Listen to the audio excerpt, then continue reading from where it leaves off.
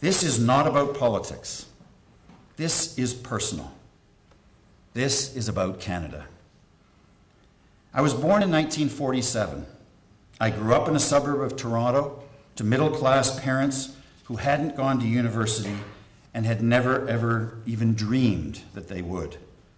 By the time I was 6, I lived in a new house surrounded by lots of other new houses, with a new school, new church, new playground, and hockey rink less than a block away. I grew up in a Canada that was surrounded by a world of destruction and deprivation, the relentless poverty of Asia, the humanity-choked hopelessness of China and India, the impossibility of Africa, the corrupt sadness of Central and South America, and a Europe so fundamentally flawed it had twice tried to annihilate itself in 30 years.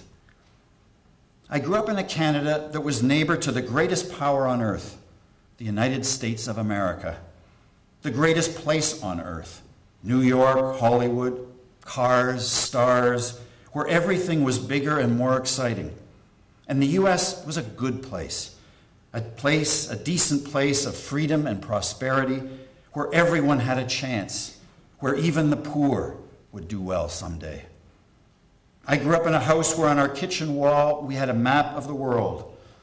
Every morning at breakfast with the newspaper, for every world event and game I'd read about, I'd look at that map and attach the event to it and feel I was almost there myself. And on that map, just like on all the maps in all our classrooms at school, the pink outline of Canada was so big, so much bigger than the pink of Britain and the purple of France, almost as big as the purple of the Soviet Union and far bigger than the yellow of the US and China. We were big. Canada was big. And I knew and we knew that if you had space, population would come, importance would come, the future would come. If you had space, you had resources. And even if a lot of that space was cold and remote, someday it wouldn't be.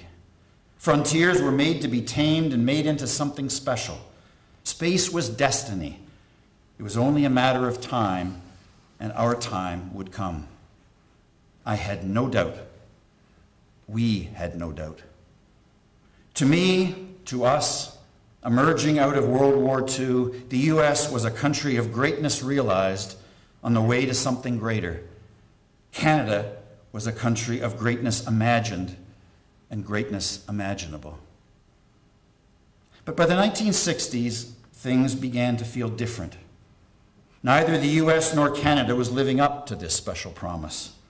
For the U.S., it was the problems of race, the Vietnam War, the Cold War, the materialism of a consumer society, the conformism of the suburbs, the corporate and governmental abuses of power, which brought about the rise of Ralph Nader and Watergate. For Canada, the disappointment we felt had to do mostly with being so irresistibly tied to the U.S., with the southward drain of our stars, not just in business, science, entertainment, and the arts, but in every field. With government and corporate decisions, it seemed, always being made in Washington, New York, or Dubuque. So humiliating. With all our special promise, I wondered, we wondered, is this what Canada was really about?